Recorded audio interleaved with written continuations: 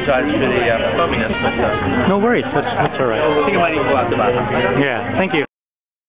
All right, whenever you're ready. Ready? All right. Yeah. Out here, to start off with, we have our Hades Habanero Lager and our Red Devil Rye IPA. The Habanero, actually this is our IPA, the Habanero that we had earlier, it's a dark lager, and it's spiced with smoked habanero chilies that we grind down into a powder, and then we add just about 2 grams per large keg of beer. So it's not too much, and you just get a little bit of burn on the way down, and if you remember from our previous talk, I talked about the idea of balance. Yeah. And that's balanced out with, I think it's really balanced by the lager characters, that bright kind of sulfury notes you get from the lager yeast really balances out the spiciness, and that's one of the things I really like about our habanero. Our IPA, again, bringing back the idea of balance, we use a really healthy dose of rye malt in there, and that gives it kind of another, almost like a spicy tone from the rye malt. Which balances out the really heavy dose of Centennial hops as well. So it's unfiltered, so we leave it a little turbid because of the rye malt. See there?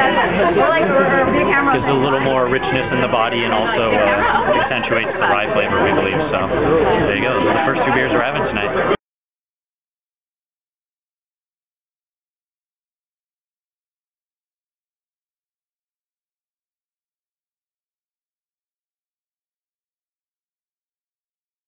Thanks a lot for coming. This is probably one of the most exciting things for me is to pair our beer with really great food. To have that opportunity once in a lifetime for a brewer.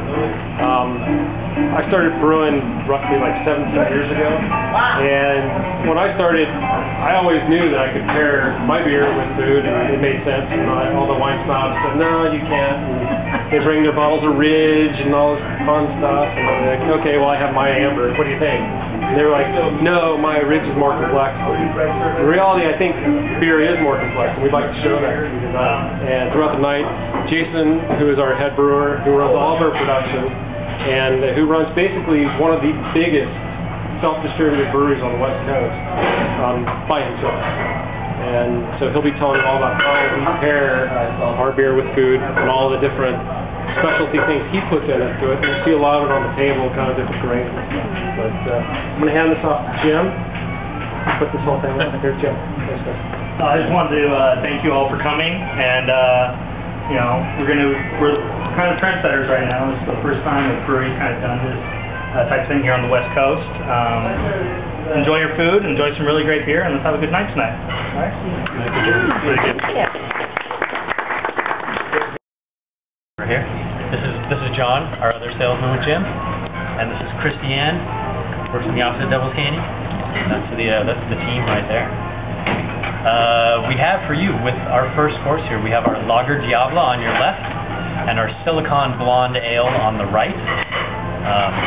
Our Lager Diablo is a California Common Style lager, which means it uses the steam lager yeast, which you probably know from Anchor Steam beer. But the hopping is a little different. We use European hops. We use Pearl and Hallertau in this. The Hallertau will give it a little bit of a kind of fruity, actually, take that back, less fruity, more floral and spicy aroma to it. And but what it really is, it's very malt apparent. When you taste it, you really taste those rich barley and Munich malt flavors. So that's our Lager Diablo. And on the right, our Silicon Blonde Ale. It's a creamy, full-bodied ale.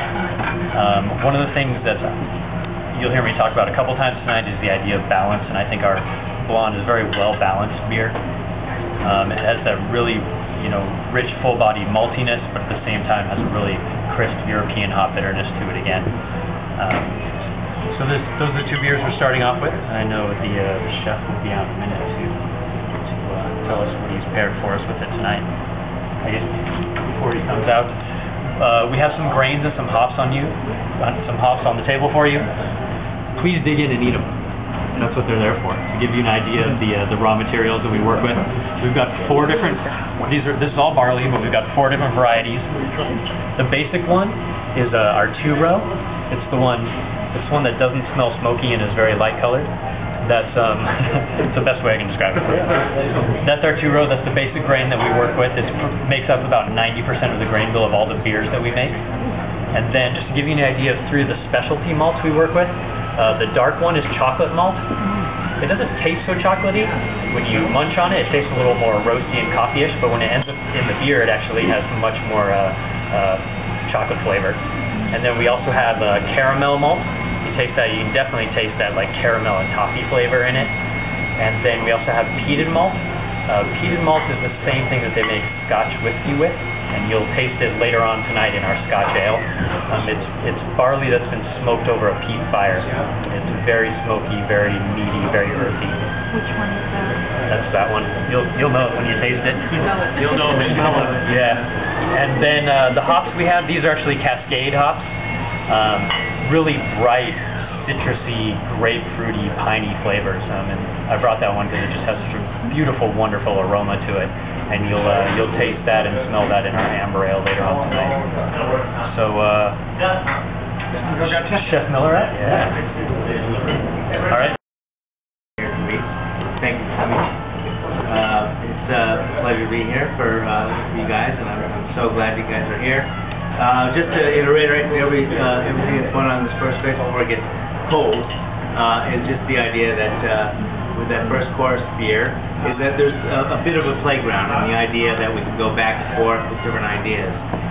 You know, it's not brain surgery. It's just the idea that you can have different options with different hops and different ideas that we can do with ground and earth and things that are happening right now in